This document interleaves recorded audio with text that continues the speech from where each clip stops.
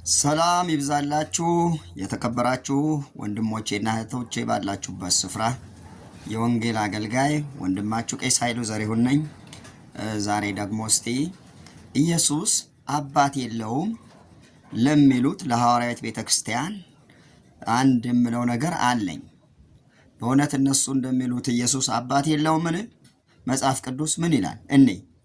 በኤፌሶን ምዕራፍ 1 ከቁጥር 3 ጀምሮ እንደዚህ ይላል። በክርስቶስ በሰማይ ስፍራ በመንፈሳዊ በረከት ሁሉ የባረከን የጌታችን የኢየሱስ ክርስቶስ አምላክና አባት ይባረክ ይላል። አሜን ይባረክ። የቃሌ ድምፅ የምትሰሙ አሜን ይባረክ በሉ። እኔ አይደለሁም ያልኩት ያለው መጽሐፍ ቅዱስ ነው። ሁለተኛ ቆሮንቶስ ምዕራፍ 1 ቁጥር 3 እናነባለን።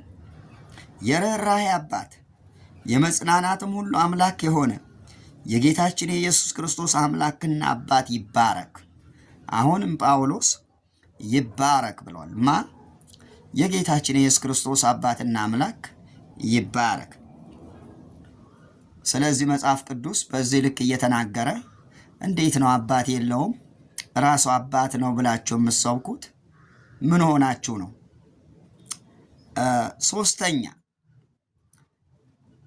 እስቲ ከጴጥሮስ መልእክት ደግሞ አንደኛ ጴጥሮስ ምዕራፍ 1 ከ3 እስከ 5 እንዲህ ይላል። ኢየሱስ ክርስቶስ ከሙታን በመነሳቱ ለሕያው ተስፋና ለማይጠፋ እድፈትም ለሌለበት ለማያልፍ ርስት እንደ ምሕረቱ ብዛት ሁለተኛ የወለደን የጌታችን ኢየሱስ ክርስቶስ አምላክና አባት ይባረክ። አሜን ይባረክ። አሜን ይባረክ። እንግዲህ እስካሁን ባነበብኳቸው ከመጽሐፍ ቅዱስ ክፍሎች ጳውሎስም ጴጥሮስም መልእክታቸው ላይ አባት የለውም ሳይሆን አለው ብለው እንደው ይባረክ እያሉ ነው የዘጉት። እኛስ ታዲያ ምን እንበል? መጽሐፍ ቅዱስ የጻፉ ሰዎች እንዲህ ካሉ፣ ጌታ የጠራቸው ሐዋርያት እንዲህ ካሉ፣ እኛስ ታዲያ ምን እንበል? ለመሆኑ እኔ ሁል ጊዜ እንደምጠይቃችሁ ዛሬም አንድ ነገር ልጠይቃችሁ። እዛው ሐዋርያት ቤተክርስቲያን የተጻፈ መጽሐፍ ይኖራችሁ ይሆን? ምናልባት አላውቅም። ይሄ ከእናንተ መስማት እፈልጋለሁ። እሺ፣ ማቴዎስ 26 ቁጥር 39 እንዲህ ይላል። የጌታችን የኢየሱስ ክርስቶስ ምስክርነት እንስማ። ጥቂት ወደፊት እልፍ ብሎ በፊቱ ወደቀና ሲጸልይ አባቴ ቢቻልህስ ይህች ጽዋ ከኔ ትለፍ፣ ነገር ግን አንተ እንደምትወደው ይሁን እንጂ እኔ የምወደው አይሁን አለ። ወገኖቼ የጳውሎስ ምስክርነት ሰምተናል።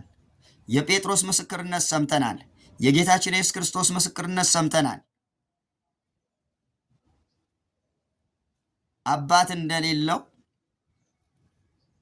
የምትናገሩ የምታስተምሩ እናንተ ሐዋርያዊት ቤተክርስቲያን ብቻ ናችሁ። መጽሐፍ ቅዱሳችን ግን 66ቱ መጽሐፍ ቅዱስ ግን ኢየሱስ ክርስቶስ አባት አለው ብሎ ያስተምረናል እንጂ አባት የለውም ብሎ አያስተምረንም። ከየት እንዳያገኛችሁ ምን አይነት አዋልድ መጽሐፍ እንዳላችሁ አላውቅም። እስቲ መጽሐፋችሁን ፈትሹና ንገሩን። ተባረኩ። ቸር ይግጠመን።